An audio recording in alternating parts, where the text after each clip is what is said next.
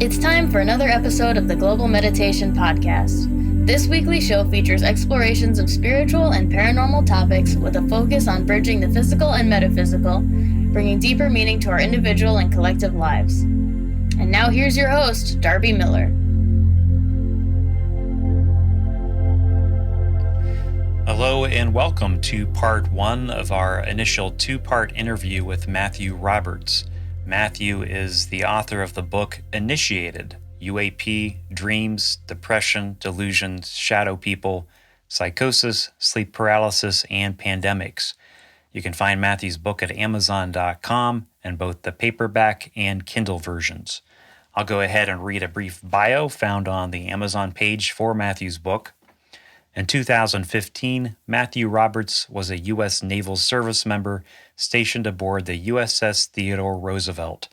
The events that transpired during their 2015 workup cycle brought us the first ever declassified footage of unidentified aerial phenomenon, UAP, and the New York Times article entitled Glowing Auras and Black Money, the Pentagon's Mysterious UFO Program. Subsequently, he transferred to the Office of Naval Intelligence in Washington, D.C., where he began to have frequent and often intense personal experiences with the phenomenon. He discovered through a long, painful, and terrifying journey that the truth of the phenomenon has deep and profound implications for the future of the human race. It may seem like a bold statement, but the ultimate universal truth that underlies the phenomenon is captured in the simple yet eloquent words of Mark Twain. The two most important days in your life are the day you are born and the day you find out why. And we're going to go ahead and transition to the recorded interview with Matthew Roberts. This is part one. Part two will be aired next week. And I do want to make a note that several times in the interview, I referred to the naval vessel that Matthew was on as the USS Roosevelt. It's actually the USS Theodore Roosevelt. The USS Roosevelt is a different vessel.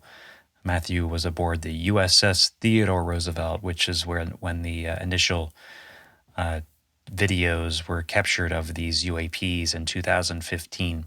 And now here is part one of our interview. I've recently completed the book. It was a great read, and happy to have you on here, Matthew, to cover some of your experiences and discuss basically your whole story. You went through this deconstruction kind of phase, I would say, with these experiences that you had, and then after you were thoroughly deconstructed, you were reconstructed and had some experiences that came after that.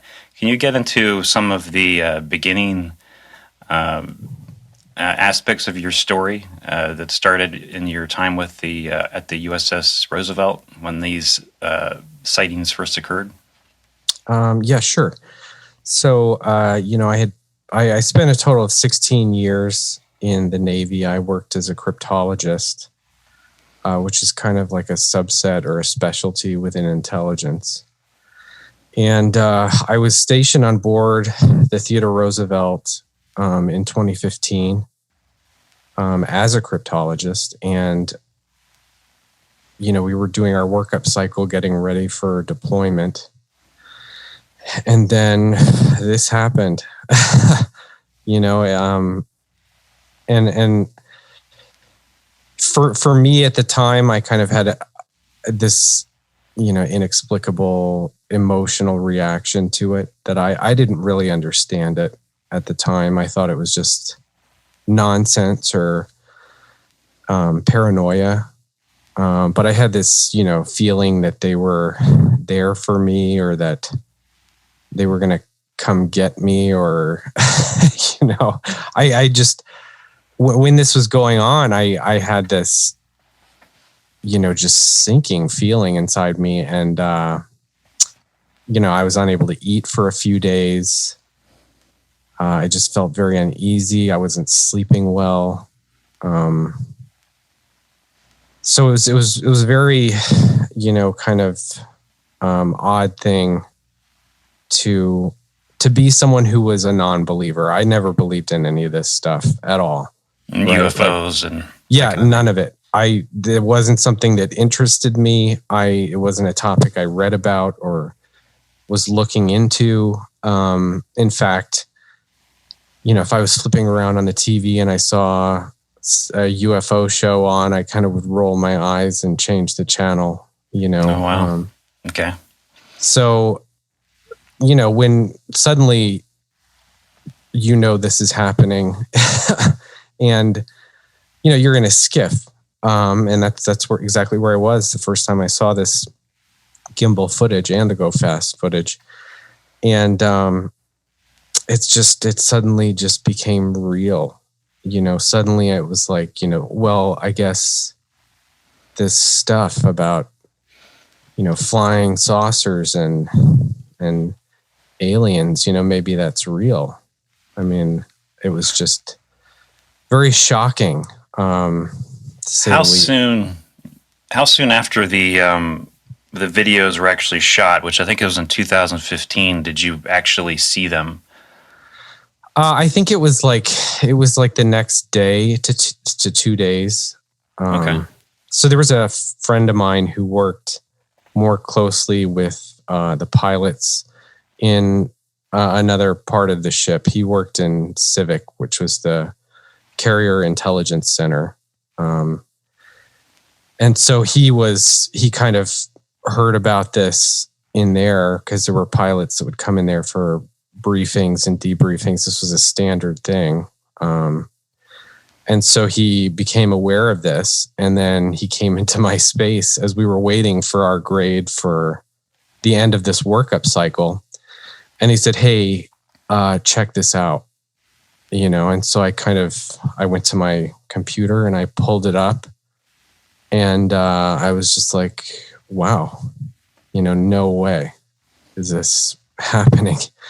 And so that was how I initially heard about it. I mean, I had some inkling that something was going on prior to that, but I really won't get into that, and how I had any indication that anything was going on. But there's something amiss in the force. Yeah.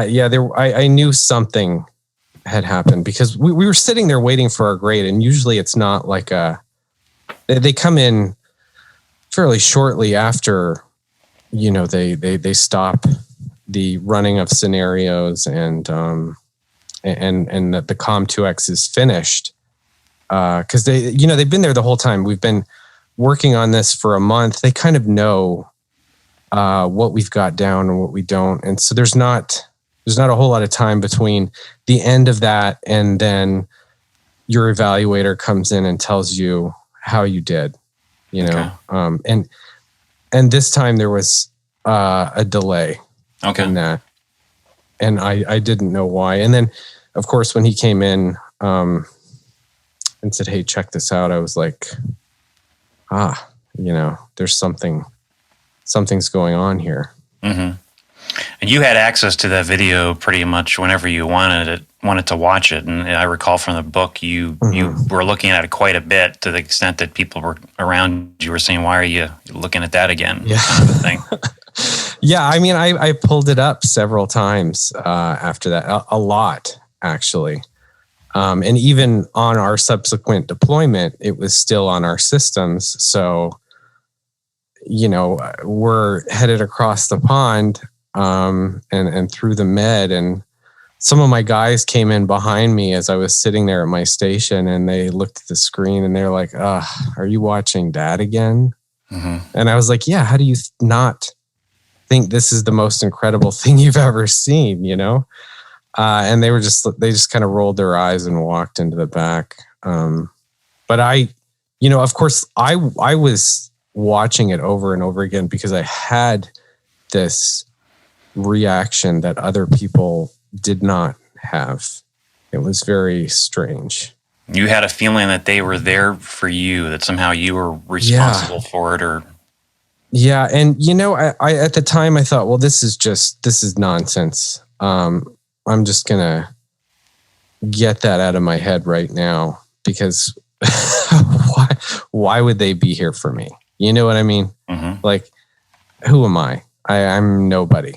Why would some being that could construct such a craft be interested in me in some way? But of course, later on, I found out that there may have been something to that. Mm-hmm. What was anyone else, to your knowledge, aboard the USS Roosevelt? Did they have any type of similar experience to you? I've spoken to a few people, and subsequent to the whole event and subsequent to leaving the Navy, I've spoken to a few people from the ship, and they have told me that they have had things happen. But of course, if we listen to Lou Elizondo, right, he says that these things happen every day. And I know that I am not the only person to have these experiences, which is why I felt that writing the book was necessary. I've always had a very, strong moral compass, and I could not. I know that people who maybe would be going through something like I'm going through when they go see a psychiatrist, and that psychiatrist may misdiagnose them as psychotic or having some psychosis or maybe schizophrenia. And I just was not okay with that. That was just not something I was okay with just keeping to myself. So it was a kind of a thing where you felt if your book could make a difference in someone's life that was going through something similar, that you wanted to get it out there. Oh yeah, absolutely. Okay. Because if I'm sharing my experiences and they say, hey, this guy, and not just in the military, the general public is experiencing these things too. This isn't limited to the military, but it seems like people for some reason are interested more in the military aspect of it. I guess probably because it's just more documented. But I couldn't live with that. I couldn't live with, people are not only they're not getting the help they need, but they're being misdiagnosed and put on these powerful brain altering drugs that, and that going down that path, I think will make you crazy. I don't see how that doesn't. So I wanted people to know that I came through this fine on the other end, and you can too, Why do you, talking about other people other than the military experiencing this, what do you think that this particular sighting that was captured, two videos captured, they were both captured by aircraft, is that right? Yeah. Mm-hmm. It's F-18 gun camera footage, yeah. Looking back, I know you have no way of determining for sure, but do you think this is an intentional interaction with the military by who is ever piloting these vehicles for some purpose? And if so, what purpose might that be? Like, why the military? You think that they'd be the least likely to, they were kind of forced to release the videos because the videos were leaked, right? That's not something I was aware of until much later. Even after I was out of the military, I didn't know that they were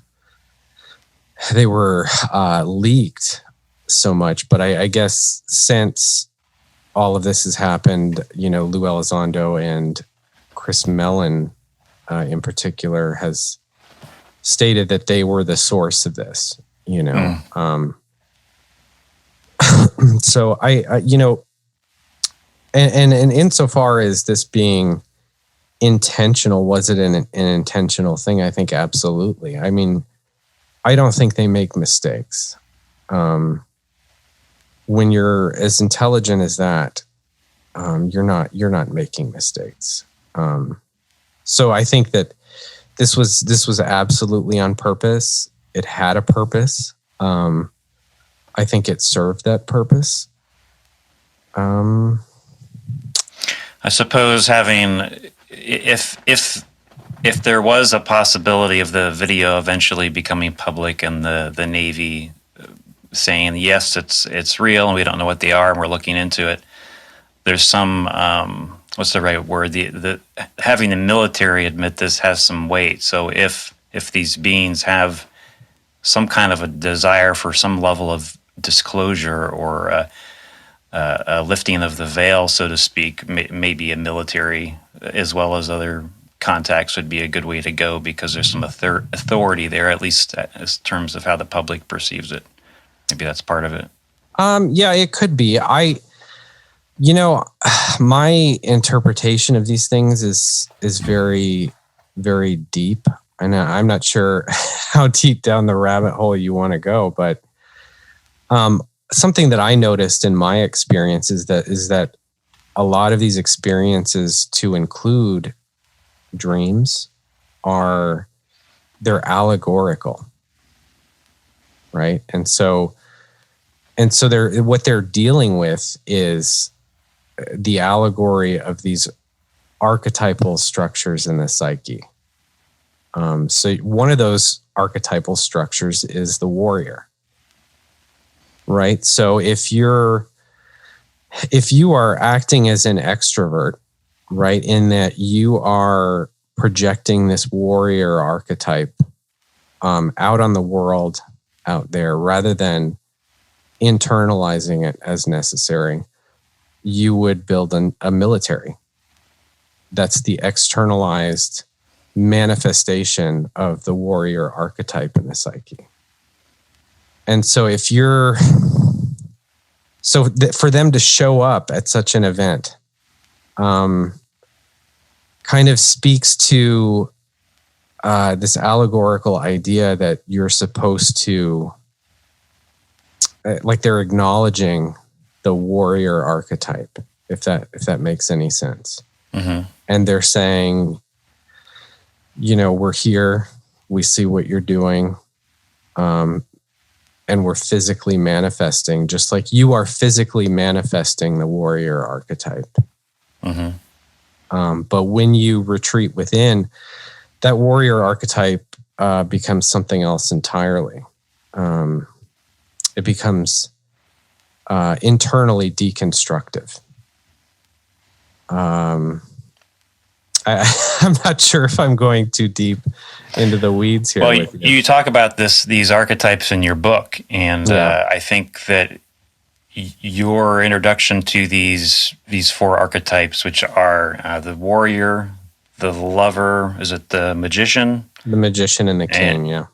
These, was it Robert Morris's work that first introduced you to these concepts? It was a guy named Dr. Robert Moore. He was he followed the teachings of Carl Jung in psychology, who was a Swiss psychologist and contemporary with Freud. For whatever reason, Freud's work was adopted by the masses and Jung was kind of pushed to the side. But I think that Carl Jung was correct. And Dr. Robert Moore was a Jungian psychoanalyst in Chicago. So he had a PhD in psychology, and he had patients that he would see. And he wrote a book that kind of more completely and succinctly nails down these archetypal structures in the psyche, much in a much better way than Carl Jung ever did. But I mean, that's the way things work, right? Somebody comes up with the original concept, and then somebody else comes in and kind of refines it a bit. And so that's kind of what Dr. Robert Moore did in his series of books that was all about the king, warrior, magician, and lover archetypes. And these archetypes can be found playing out internally, such as in dreams, but also it sounds like you were suggesting that externally you can find these archetypes represented in an external format, such as the military, building the military is, as you'd call that, a shadow version of the warrior, right? An externalized shadow version of the archetype. Yeah, and so most people, they experience their lives and they live their lives completely and entirely within the shadow archetype because they project it all on the world out there and they think that is what's real to them. And, you know, I don't want to understate the importance of this experience. All of this that I'm talking about, to me, is completely transparent. I see somebody acting in a certain way, and I can immediately identify, you know, kind of what archetype is triggering them and kind of what's driving them in terms of that and what they're doing that's externalizing that archetypal energy rather than internalizing it. And so, you know, a lot of people may look at me and say, well, what do you know? But I mean, I experienced this and in working with this stuff and in reading about it, at the end of my experiences, I was just kind of like, oh my gosh, you know, this is nail on the head. This is what I've done my entire life. And I wasn't conscious of the fact that there were these terms for these things. Because I mean, psychology was not something that ever interested me. I had never read a book on psychology in my life until I read Dr. Robert Moore's stuff. But of course, the reason why I did read his stuff is because I, you know, kind of at the end of my experiences had this dream where this older gentleman was sitting across from me and he was teaching me about human psychology. He was telling me certain things. I was asking him questions and he was answering them. And I woke up that morning and there was a voice in my head that kept saying Dr. Robert Moore over and over again. So I wrote it down. And then when I was reading his book that he wrote called The Archetype of Initiation, I was like, oh my gosh, this is what I went through, you know? And then his picture was on the back of the book. And I put it down one day as I was reading it. And I was like, wait, that's the guy from my dream. You know, that's the guy who was sitting there teaching me about psychology. And he had passed away maybe a year and a half before I started having my experiences. So, and you have a lot of experiences in your book where it's kind of like following the breadcrumbs. You have you hear something, a voice kind of leading you on towards the next step of your journey, and you document that pretty thoroughly in your book. Let's go back. That's kind of closer to after you had some of the more harrowing experiences or uncomfortable experiences early on, where you started discovering some of these deeper concepts about archetypes and this kind of thing. But let's go back to the beginning. So you have these videos have been released on the ship anyway, and you have access to them, and you're feeling this emotional reaction that is very unexpected. And at some point after that, you started having other experiences. And this was this after you had left the aircraft carrier at that point and started a new post? Yeah. So I, you know, after we came back from our deployment, well, first of all, I'd like to say too that while we were on deployment, the craft came back while we were on station. Okay. In the Gulf. So there was that. But, you know, can you talk more about that? You know, I mean, all I'm going to say is that, you know, I didn't watch any new footage or anything like that. It was just that I was so busy. being deployed. I would work, 20 hours a day. And people may think, oh yeah, sure you did. But literally I was working 20 hours a day. And so, I was rushing down the hallway towards Civic, and I had my hands full of stuff. I don't know. I don't remember if maybe I was heading to a brief. I don't know. And the friend of mine came out of Civic and was walking towards me, down the P-way, the hallway, P-way, we call it. And he kind of looks at me and he says, "They're back," kind of like that creepy girl from Poltergeist. And I looked at him and I was like, "No way." And as he's passing me, and I look back at him as he's passing me, and he just kind of nods like, "Yeah, they're back." Okay. And so, but of course I was so busy with other things. I didn't have time to stop and look at any of that. So yeah, I don't know anything more about it. So, at what point then did things go to the next level with you and these experiences you were having? You were first having that emotional reaction to the videos themselves, and what happened next? Well, so, I just kind of put all of that in the back of my head because I thought, okay, so, this stuff is real or whatever, but it's got to be some kind of special access program, and I'm not read into it. Who knows if I ever would be. So what's the point in thinking about it? So I just kind of put it in the back of my head. And it was always just kind of there, and I would wonder about it. But at the same time, I knew that I'll probably never know anything because I'm not read into this, right? So when you say special access programs, you mean you thought that it might have been one of ours? Just a different... No, not that I thought it was one of ours. That was never something I thought. Okay. That was something that I knew was outside of the realm of possibility, to be honest with you, because there's no way we would be testing this stuff on ourselves, right? You wouldn't have something like that show up during a testing qualification. That would just be completely inappropriate.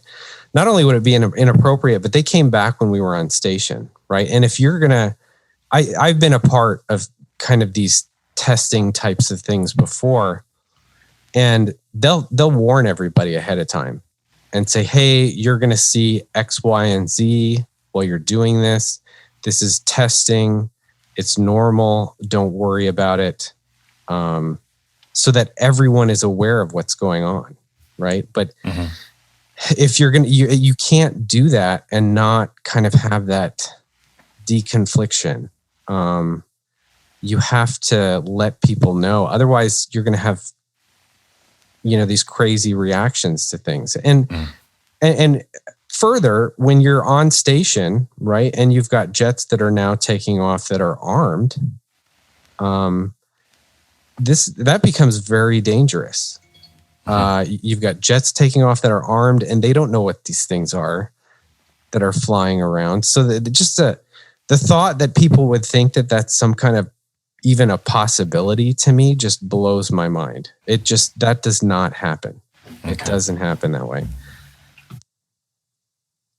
And so, after this, going back to your question, after I left the Theodore Roosevelt, I transferred to the George Washington for about a year, and then I went to O&I as an analyst, the Office of Naval Intelligence, and that was when I was working there is when things really just started to get weird,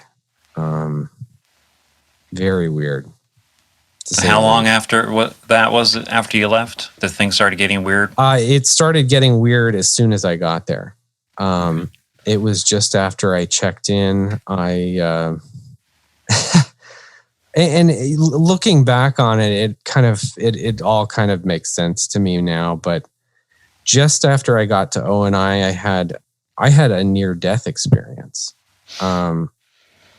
I had a massive saddle pulmonary embolism, which is, of course, blood clots. And they were in both of my lungs.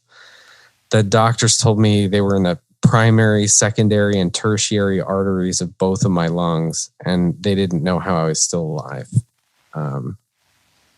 So, I spent some time in the ICU after that, and it was just after that everything just really, really started. Yeah. Annie, I think I've heard you've been asked this before in a podcast, and I'm not sure what your answer was. Any feelings in regards to whether these very serious was it pulmonary saddle? What was it? Pulmonary embolism. Yeah. Embolism.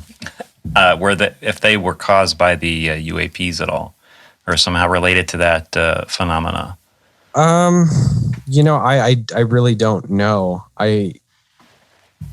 If I were to venture a guess, I would say it had something to do with it. Mm-hmm. I've looked up what can cause blood clots, and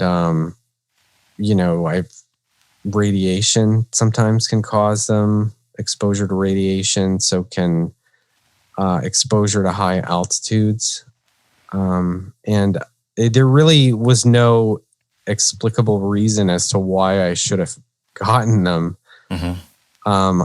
They tested me for genetic conditions that cause blood clotting, and all of those came back negative. Mm-hmm. So I don't know. I kind of have to believe that possibly something else had caused them. Mm-hmm. So when was what was the first big experience? Was this the visitation with the female entity that things took another turn? Well, I think before that there was one that was very terrifying, although it didn't involve necessarily any entities from what I could gather at the time.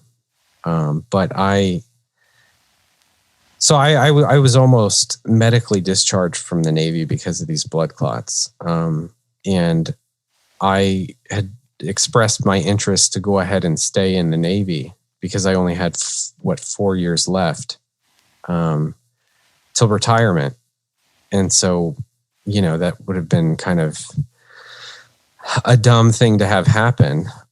So I expressed my interest in staying and retiring. And so my medical record went to a board for review, and they would decide if I could stay in or not. So anyway, the board decided that I could stay in, and I had gone one day to sign my paperwork stating that the board had found that I was fit for duty, that I could stay in the Navy until retirement. And it was on my way back from that, I was kind of like just, thinking about, I don't know, like my plans for the rest of my life. I was thinking, okay, well, I've got rental properties that I own. I'm going to retire from the Navy, and then I can just work a greeter at Walmart, and and I can live off the income of all three sources of that, and I'll be fine, and that's pretty much the plan. And as I'm thinking about this stuff on my way back to Washington, D.C., because I had to go down to Pax River to sign the paperwork, and I was heading back, and it was like an hour-long drive. And the night before, I had been kind of looking some stuff up because at the time, the gimbal footage had just been released publicly, right? And okay. And so I was looking at some things, and I came across this book, and it was called The Kabbalion, and it seemed to be in keeping with some of the stuff that I had read that Tom DeLonge had written in some of his books. And so I looked at the summary, and the summary said, there's no such thing as coincidence. Everything happens for a reason. But the summary also stated that, this is the problem that people have with this book. They don't like the idea that there's no free will. And so they kind of dismiss the book because of that. And I thought, well, I'm not going to read that because it just sounds too silly and out there for me, And so I'm driving back the next day from signing this paperwork, and this hatchback cuts me off. And I had been looking for stuff, like local stuff, that I could not find anything on. I had looked at MUFON. I couldn't find anything on them. And so this hatchback cuts me off, and on the back window is this sticker, this graphic that says MUFON Maryland, find us on Facebook. And I was like, oh, on Facebook. And I never had a Facebook account up to that point. So I thought, oh, that's why I'm not seeing anything, because I wasn't looking on Facebook. So I thought, maybe I'd follow this guy and talk to him. But I was in uniform at the time, and it seemed like kind of a bad idea. This guy probably would have thought I was trying to interrogate him or something. But anyway, he was going faster than I was willing to go. So I just kind of, okay, whatever, he's gone. So I get home that night. I'm doing laundry, just stuff at the house. Well, actually, first of all, like as I was driving down the road and I saw like this Hobby Lobby off to the right. And I had never actually seen a Hobby Lobby store, but I keep myself abreast of the news. So I was aware of like Supreme Court decision where they said corporations are people, and that was the big Hobby Lobby court decision. So I kind of made a note of that. So I'm at home that night and I'm getting ready for bed. And I head up the stairs, and my roommate's sitting there watching, the talking heads on TV, the news. And he's a liberal. So he was like, what's wrong with these Republicans? And I was like, no, what? And he said, Hobby Lobby. He was like, that Supreme Court decision allowed all this dirty money into campaigns and so on and so forth. So I talked to him about that for a few minutes. And then I went upstairs to go to bed, and I shut my door, and I thought, God, this is just such a day of weird coincidences. I had been looking up MUFON, and I found that car cut me off. And then I saw that Hobby Lobby, and my roommate just mentioned that. And then my heart just started pounding. And I was like, oh my God, it was very uncomfortable. It was almost like you get a rush of adrenaline and you can feel your heart pounding, but I didn't feel any adrenaline. It was just pounding. And I was like, this is uncomfortable. I thought, well, is this the blood clots, doing this? Am I going to die? So I sat down to just see if that would go away. And then I started to feel this powerful urge to get in my car and go drive. And I thought, no, this is too weird, And I thought, well, this isn't going away. This feeling that I have to get in my car and go drive is not subsiding. So let me just do this, and I'll see that this is just some stupid thing, right? It's all in my head. So I get in my car, and by then it's like 11 o'clock on a Thursday night, right? And I pull out of the 3-point turn to get out of the driveway.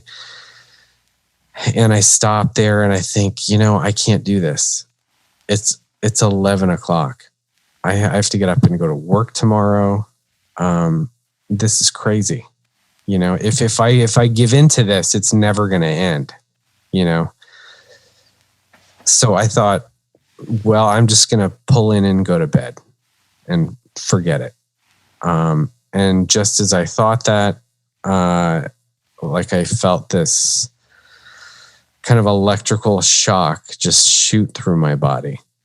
It's like touching like a live electrical wire, and you can feel that buzzing throughout, up your arm or whatever. Mm-hmm. And I felt that throughout my whole body. And it was like my toenails hurt. My toenail beds, I could feel it acutely there. I don't know why. So anyway, as I'm feeling this, like my hands kind of turned the wheel towards the road and my foot stepped on the accelerator, and I didn't do that. So, just as quickly as it had turned on, it shut off like I was attached to a switch. And, at this point I'm panicking now because I realize that this is not just in my head, right? You can't induce the feeling of electric shock throughout your body, So I slammed on the brakes and I was just like, oh my God, what is going on? And so the feeling just started bubbling up in me. It was like urgency now. You need to go now. You need to drive. And so I did. I was like, okay, I don't want to get shocked again. So let's just do this, whatever this is. So I'm driving down the road and I figured I would head back down to Pax River because it was kind of a long drive, very rural areas. I don't know if they were going to abduct me. Maybe that would be a good place to do it because there's nobody around. So you're thinking aliens, extraterrestrials at this point. Oh yeah, absolutely. And I decide, well, I don't know how long this is going to take. I'm in a panic and I'm thirsty now. I need something to drink. So I pulled into this gas station right before the 5 South to grab a soda or something. And then this feeling hits me that whatever I was left the house to do is going to happen at this gas station, which kind of was very unnerving because it was kind of a last minute decision. Like, oh, let me just stop at this gas station. Right. So I'm scanning, I'm looking around my truck, looking at the intersection. What is going to happen here? And then I see it right in front of this gas station. There's this guy eating with these 2 women at a table out front because they sold fried chicken inside there and like mac and cheese and that kind of stuff. And it was just clearly out of place because the 2 women, and it's very late on a Thursday night. We're nearing midnight. And there's a homeless man, right, sitting with these 2 women, and these 2 women are dressed to the nines in professional business attire. They look like the women I worked with, the civilian women at O&I, like they were going to go brief Congress or something like that. That's the appearance that they had. And why would they be sitting with this ragged, dirty, homeless man at a gas station by the freeway in the middle of the night? It didn't make any sense. So I thought, well, this has got to be it. This is it. And so I was like, I don't know what to do here. I decided that I was just kind of sitting in my truck, and I was still afraid at this point. And I hear this voice, just kind of this male voice, very powerfully say, "Get out." So I opened my door and I got out, and I'm walking across the parking lot, and my legs are just like wet noodles. And I'm just terrified. And then as I walk past this table, one of the women raises her hand to the homeless guy and she says, "You see?" She said, "There's no such thing as coincidence. Everything happens for a reason." She said, I don't normally sit at places like this, but something told me to sit here tonight. And, I went into the convenience store and I thought, no way did that lady just say that. That was the exact synopsis of this Kybalion book that I'd come across the night prior. And I thought, I'm not going to read that book, but it became clear that yes, I was going to read the book. And the universe was kind of telling me, yeah, you will read this book. And so I did. And that kind of just kicked everything off. It was after that I began to experience non-human entities in my room at night. And it was terrifying. What was your emotional state the next day after that experience with the gas station? Were you kind of in a state of shock, or what was it like? Do you recall? It was shock. Yeah. And I was definitely terrified by it.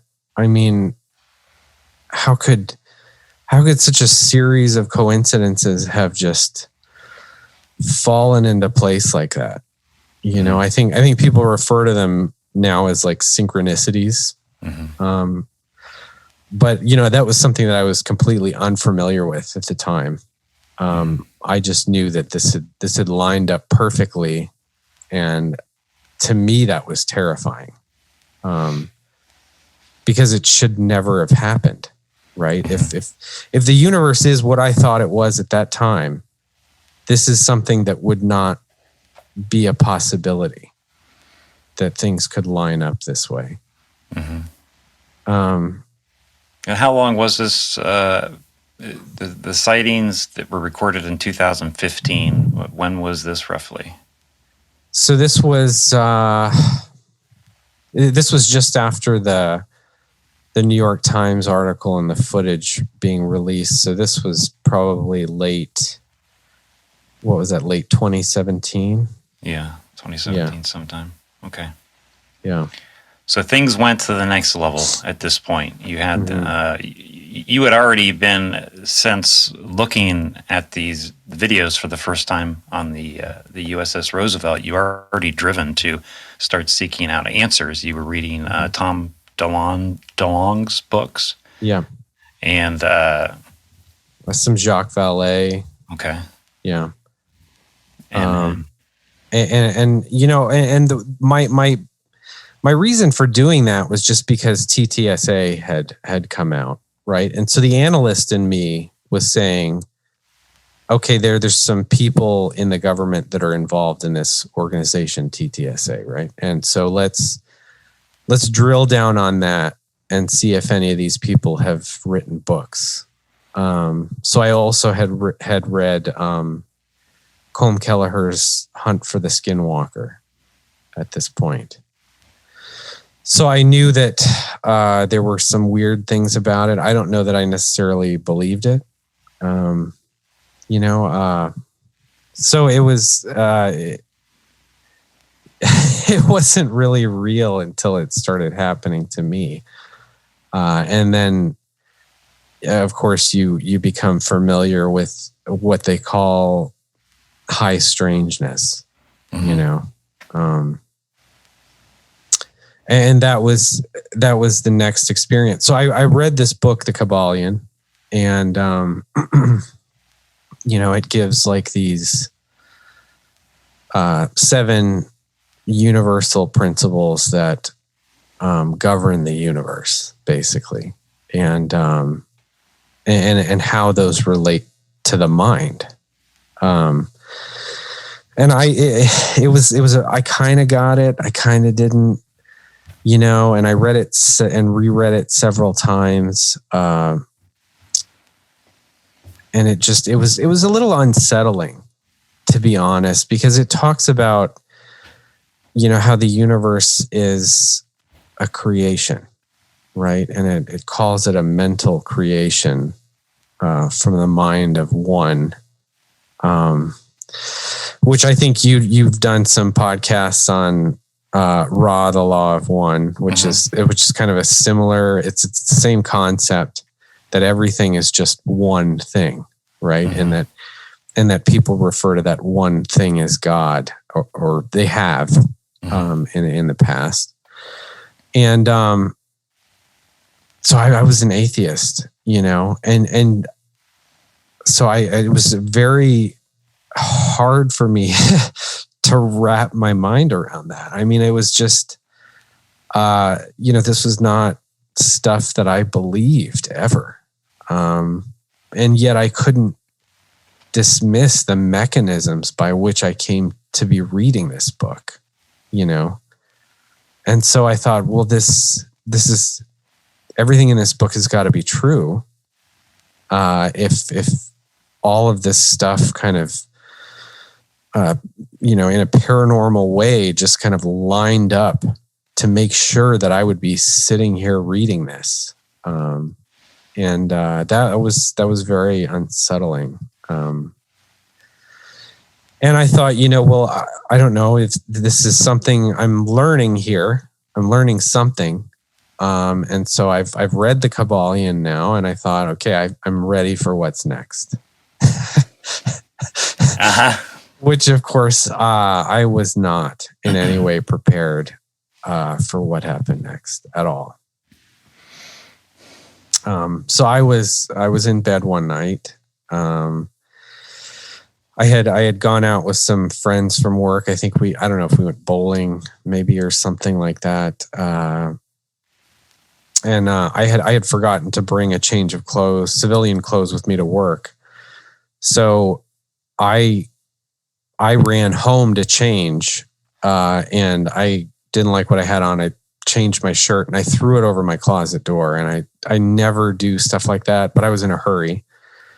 I don't like kind of the disorganization of having things hanging on a closet door. I like to be able to close the closet door because I don't want to see the mess inside there. So anyway, I get home that night. I'm totally exhausted. I took a shower, went to bed, and I'm laying there and I see the open closet door with my shirt hanging on it. And that kind of thing just, it annoys me. I'm a bit of a perfectionist. So I thought, well, I'll get it tomorrow. I don't care. And I just threw my head in the pillow and went to sleep. And at some point in the night, I woke up because I felt something grab my arm. And I opened my eyes and I was in my bed on my back, and I'm looking off to my left and I see the window there.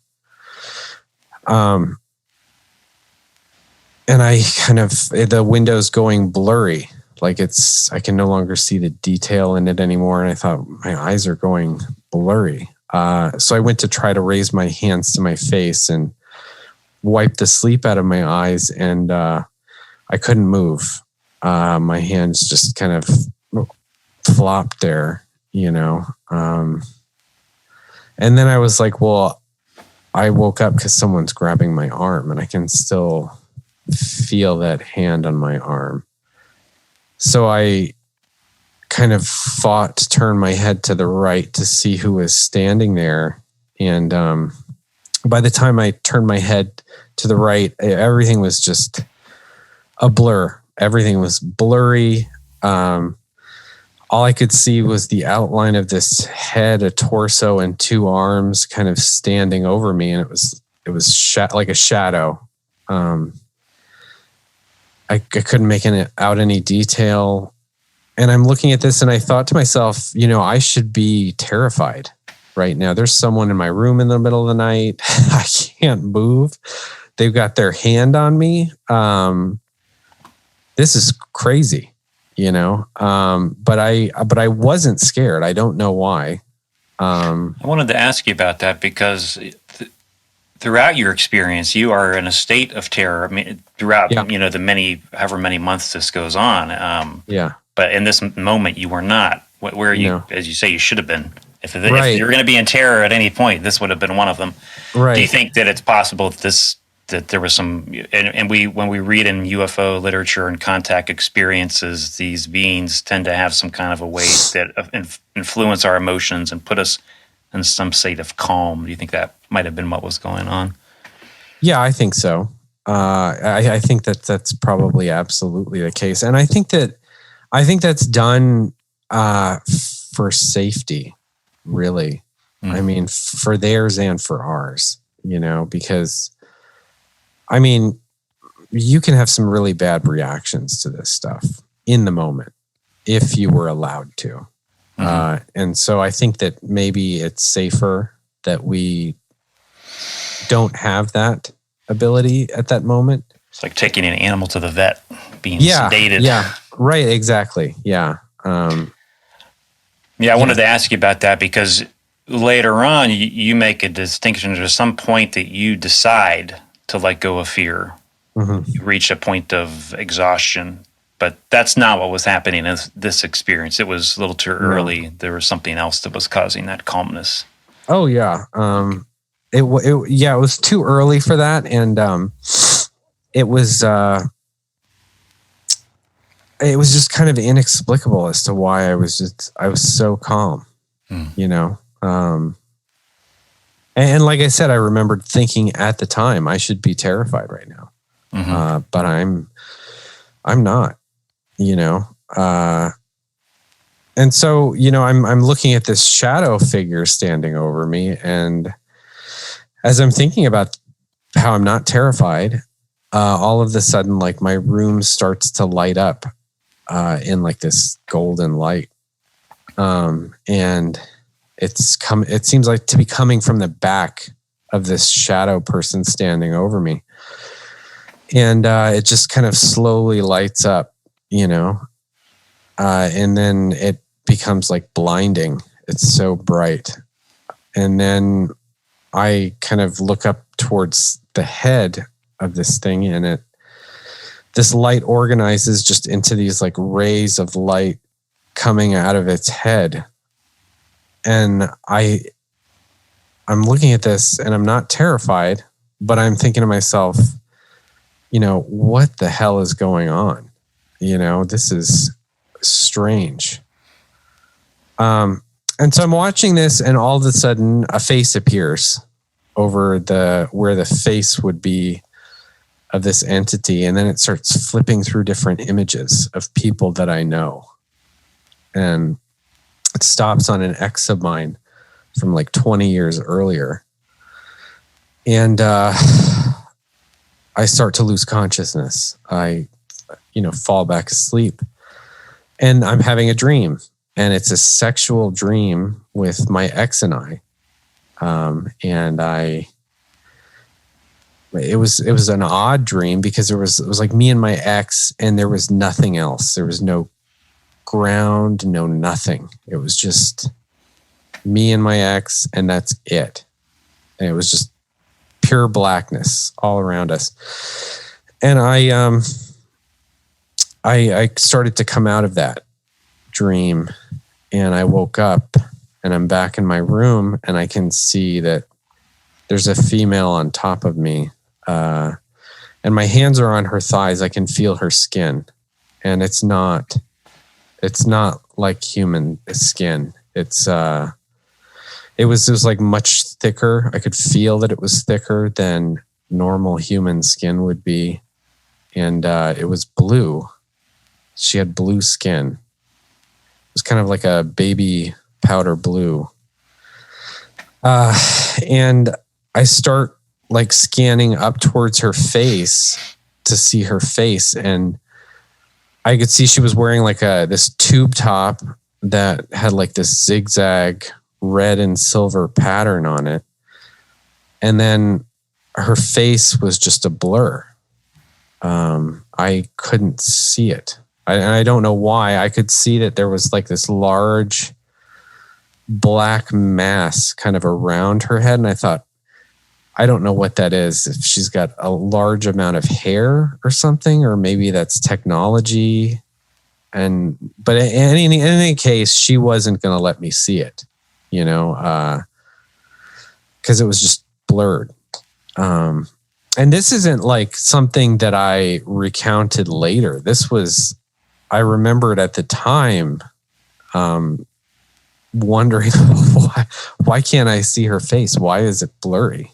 So that wasn't some kind of, a lot of experiencers and stuff, they'll talk about implanted memories or whatever. But at the time I was seeing this, I know I was. So I was in and out of this dream state and back in my room several times. And then I woke up the next morning in my bed and I was just like, I felt so disgusting, and I was like, what the hell happened last night, And I kind of went outside and I was like, I started like dry heaving a little bit. Cause I could not believe what had just happened. I kind of wanted to understand all of this. And I was just basically raped, was my feeling at the time. Did you have any questions that this was an actual physical occurrence and not a dream or something somewhere between physical and dream? I didn't. I mean, I know that this was a physical experience. Me personally, I've never had a dream where I was able to feel skin texture and think at the time, wow, that feels really like it's not human skin, I don't know. I mean, maybe I'm odd in that way, but I've never had that kind of sensation in a dream up to that point. So I kind of knew that this had to be something that was real. At the time that this was happening to me and I realized she wasn't human, I thought to myself at the time, I was like, oh my God, there's got to be some kind of craft or something parked in the backyard right now, waiting for her, And so I knew what this was.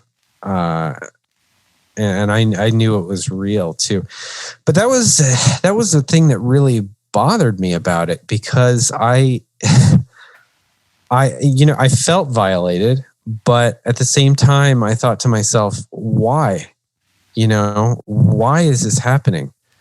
And I remembered the light show and I started thinking about how that looks like religious art that I've seen all over the world, how, there's some divine person or divine entity and they have this kind of light aura around them or like rays coming out of their head. And then I thought, well, this has been going on for a very long time, if that's the case, because people have seen this and this is what's depicted in religious art. And so I thought to myself, like, why would they be doing this? This isn't something that had to happen. If they needed my DNA, you can get DNA these days from a fingerprint. They could have gone into my car and taken some DNA off the steering wheel because I touch that every day. And they would have had it. I mean, if that's what they wanted. And so when I started to really just go over this in my head and analyze it, I thought, well, what I'm feeling and being violated and stuff like that, there's something more happening here that I don't currently understand, because just as I said, if they wanted just my DNA, they could have done that without me knowing it. Why did I have to know it? And it was clear that they did get your DNA. I think you said that you did have an orgasm in the experience. Did you see, I've read experiences where people have reported something similar happening and they've actually noticed that their genitals were, I don't know if mutilated is the right word, but it was clear that they had a a rather vigorous sexual encounter of some to some degree. Did you notice any physical signs in that way? No, I mean, I not really. There was no indication that anything had happened really, other than the fact that I woke up. I don't sleep on my back, ever. If I sleep on my back, I start to snore, and I'll snore myself awake inevitably every time. So I always sleep on my stomach or my side. So when I woke up the next morning and I was still on my back, I thought, well, that's weird. I don't ever wake up on my back, So, I mean, there was that, but other than that, I didn't notice anything else out of place. So, yeah. I wanted to take a break and ask you about this experience, and not just this experience, but you describe this as a rape, so it was something that was against your will. And there's other throughout this experience, you are being immobilized. You have this feeling of heaviness, and you can't move. And I wanted to ask you now, looking backwards on, you've been through all this. Do you think that these beings are benevolent?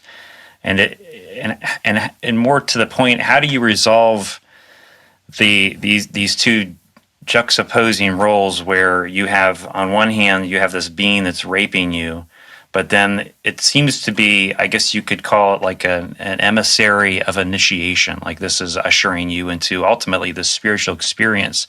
Was that ever something that you had trouble coming to grips with yourself, these two opposites? Yeah, I mean, it really was. I didn't ever think of this as an initiation until I read Robert Moore's book, which was at the tail end of everything, right? And so I didn't even really understand what was happening to me. I just knew that something was happening to me, and I knew it was significant.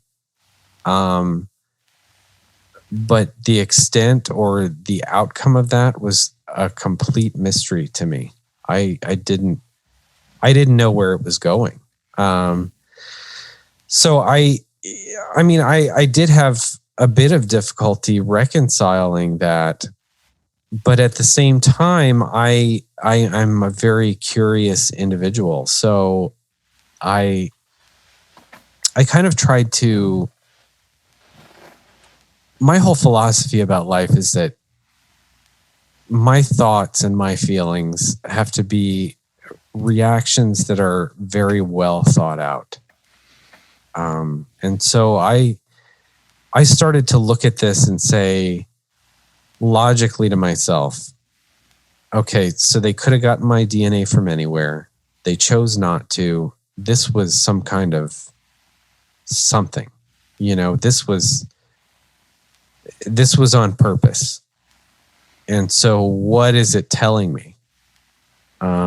What am I supposed to learn from this? And I didn't know that answer immediately. I think that I spent the next several months just kind of like sleeping with the light on, because the dark just terrified me. I mean, it was just like, and they'll do this where, you'll be in your bed at night and you'll wake up in the middle of the night and, you'll kind of look at the corner. Is that a shadow in the corner, or is there somebody standing there, and you can't quite tell. They love to do that. And so the whole thing makes sense to me now. But, getting to that point required a lot of introspection and thought, which I think is the point. That's the point of it. I see this on Skinwalker Ranch, these guys on this show. these guys, they go to the ranch and they have all of these strange experiences, right? And they can't make sense of it. And they call it high strangeness. And you need to really just sit down and think for a minute about, you need to think these things through well in your mind. Go over them again and again and try and figure it out.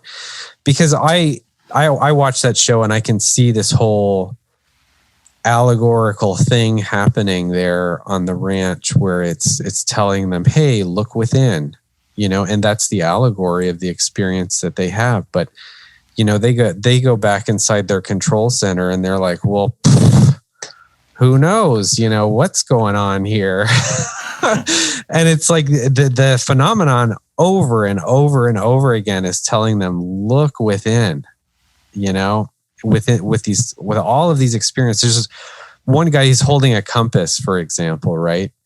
And he's like, oh, it's doing something. There's some kind of magnetic anomaly, right? But if you look down at the compass in his hand on the camera, the compass is pointing towards him, right? Okay. And so it's telling you, hey, dummy, look within. Mm-hmm. And he's not getting it. He's like, oh my gosh, there's a magnetic anomaly happening around here, and it's a complete mm-hmm. mystery. But it will allegorically throw things like that at you, and you have to think about it. If you think about it, you will eventually get it. And I did, I think. And it was very, very eye-opening to me, because there were several things with this experience with the blue female in my room. Like I was sitting one night before this, listening to the Kabbalion in my bed. I was like laying there listening to it, the audiobook on YouTube. And it was talking about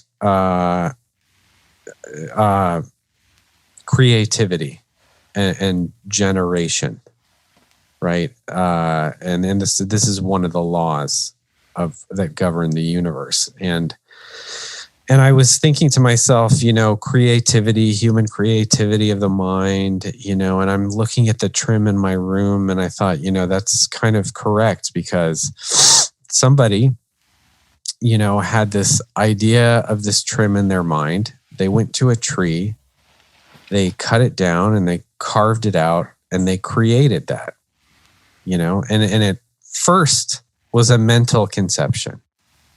But there it is now, here, born into the physical world, a mental idea. And so that's when I woke up, when that being was grabbing my arm, the first thing I saw was that trim, right? Creativity, human creativity. And then I have this sexual experience, which again goes back to the idea of human creativity. But it's a different type of creativity. Mm-hmm. It's the physical creativity, the physical creation of man. But it was also, this experience is also highlighting mental creativity as being essential to that, right? The rays of light coming out of her head. And that's kind of the allegory of the whole experience. It goes a little bit deeper than that. I'm not sure how deep in the weeds you want to get.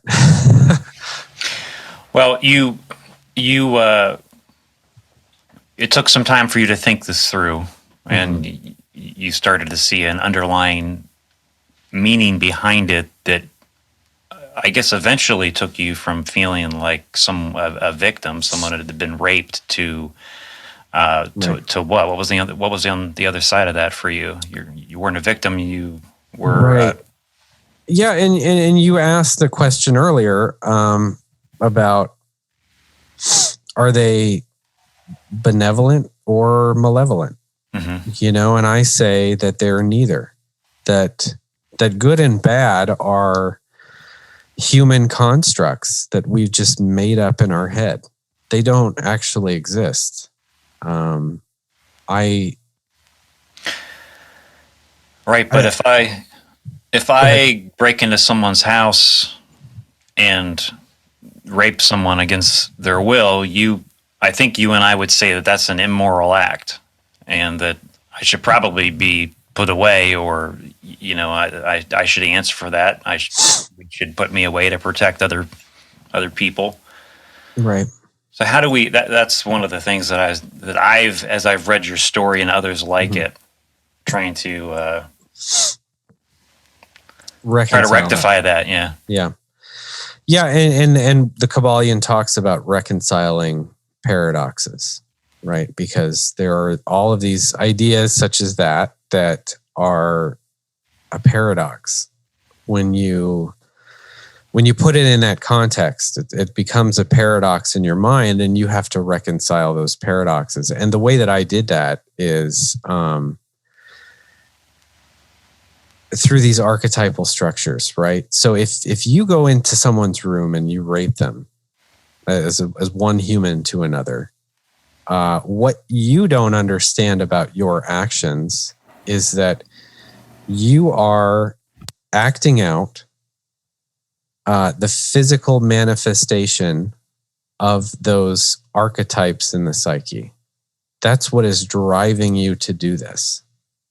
The thing about this archetypal energy is that the way that you relate to it is wholly dependent on whether or not you have cultivated yourself as an introvert or an extrovert.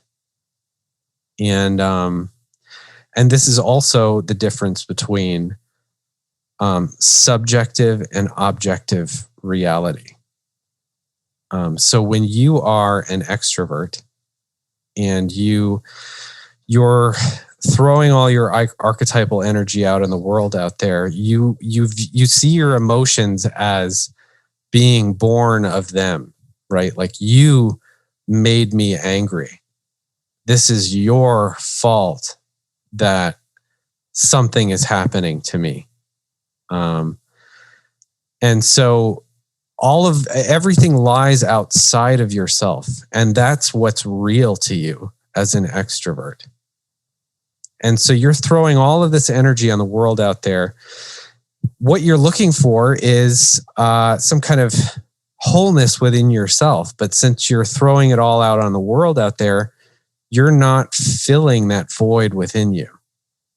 You're pissing in the wind, so to speak.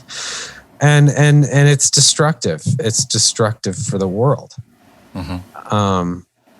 And that's kind of how I reconcile those paradoxes, is in viewing them as either an introverted or an extroverted manifestation of these archetypal structures in the psyche.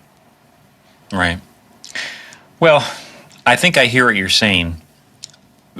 And it's kind of the attitude where no matter what happens to you, ultimately, if you're willing to take self-responsibility for your own feelings and your thoughts about it, you don't have to be a victim, right? You can use it as some kind of a growing experience. Right. And it's freeing. Mm-hmm. Ultimately, you can have some type of internal resolution with trauma and things that have occurred to you. But it doesn't necessarily, in my example where I'm raping someone, it doesn't necessarily mean that what I did was immoral or right, or was moral or right, or should have been, should be allowed. You know what I mean? Right. Both are true. I would say, I guess one could argue that if this female entity that raped you is perhaps more spiritually evolved, perhaps her intention underlying that was different than in that example I gave, my intention. Right.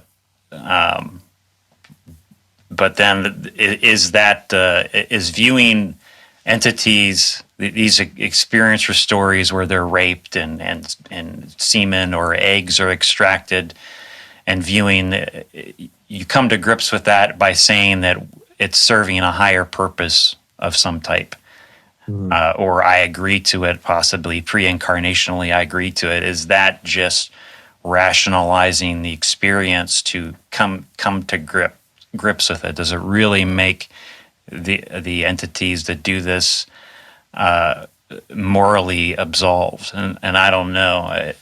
I don't know the answer to that. And I think that I think that it's necessary. I mean, something that I talk about a lot is it's a theory, right? That was I can't remember the guy's name who came up with it, but it's called positive personality disintegration. And it was, I think he was a Polish psychologist, and this idea is largely dismissed by the psychological community because they look at his life and they say, well, he came up with this theory based on his own life experiences, which were extreme and very, he was a victim if there ever was one. So this guy, he was in, I think, a Nazi concentration camp during World War II. I think he was Jewish, and he was in one of the camps where they did experiments on people, medical experiments. So he was tortured, basically. And he was, I think, one of 36 people from that camp that survived. So he survived this ordeal, and he came up with this idea. He later went to school. He became a psychologist. But it's called positive personality disintegration. And the idea is that you have this trauma that happens, right? And a lot of experiencers tend to have a lot of trauma in their backgrounds. And that's not an accident either. And the reason is that trauma can make you stronger, right? Because when you experience a lot of trauma, you become better at forming well thought out ideas that will make it a better or a learning or growing experience for you. And the fact that a lot of experiencers have this kind of trauma in their background, I think, speaks to the fact that they look for people who have that ability, that ability to kind of integrate this trauma and make it a positive experience and turn it around and say, what have I learned? What is this teaching me? Because that is an essential part of the initiation experience. You have to be able to kind of put this together in your mind,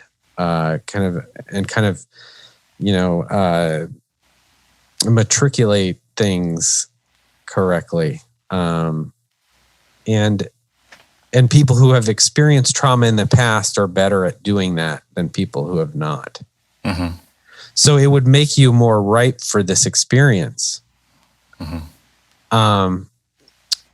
And so the whole idea is behind positive personality disintegration is that you will take an experience, it will change you, right? You will learn from it and grow.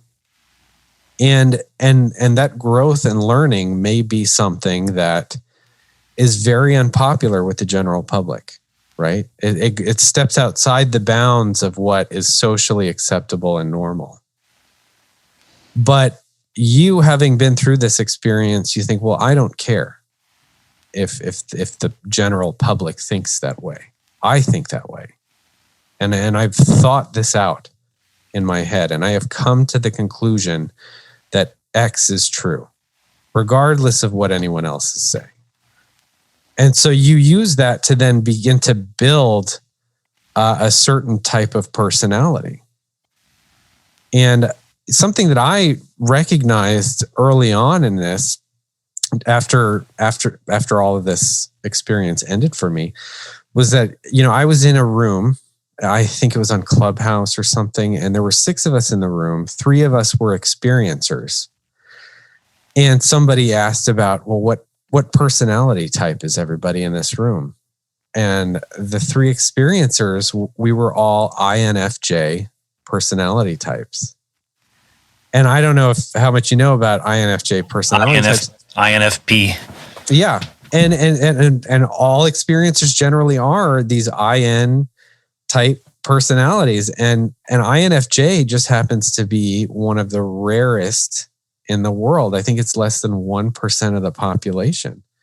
And a lot of these introverted personality types are that. They're like, 1 to 5% of the population is able to do this, is able to go inward and to create a personality. And that's why creativity is so important. That's why it always has been for the ancients and everything. And all of this it fits together so wonderfully when you start to look at history, in my opinion. Even I like to read a lot of Plato these days, and I can even see, Plato describing Socrates and his personality and the way he was. And I could imagine someone saying those things about me, because that's the way I am too. Like, I've noticed this about myself, that I tend to be the kind of person that long after other people have given up on something, there I am still working on it, still toiling away when everyone else has just thrown up their hands and walked away. Mm-hmm. I've never been that way. I can't just be okay with not completing a task or not following through. And so I always do. Does that make sense? And maybe these beings knew that about you. Yeah. And that you had what it took to be able to come through this and actually be deconstructed and reconstructed into something new and one could say better. You've had some amazing experiences on the other side. And of course, then you've written a book, and now you're serving others through that. So that may be what it takes. All right, this is the conclusion of part 1 of our initial 2-part interview with Matthew Roberts. Matthew's second part of our interview will be aired next week, where he will share more about his experiences and what he has learned from them. Matthew is author of the book Initiated, UAP, Dreams, Depression, Delusions, Shadow People, Psychosis, Sleep Paralysis, and Pandemics. You can find that book in both paperback and Kindle versions at Amazon.com. As we draw this podcast episode to a close, I invite you to join me in a nightly global meditation at 9 p.m. Eastern Standard Time.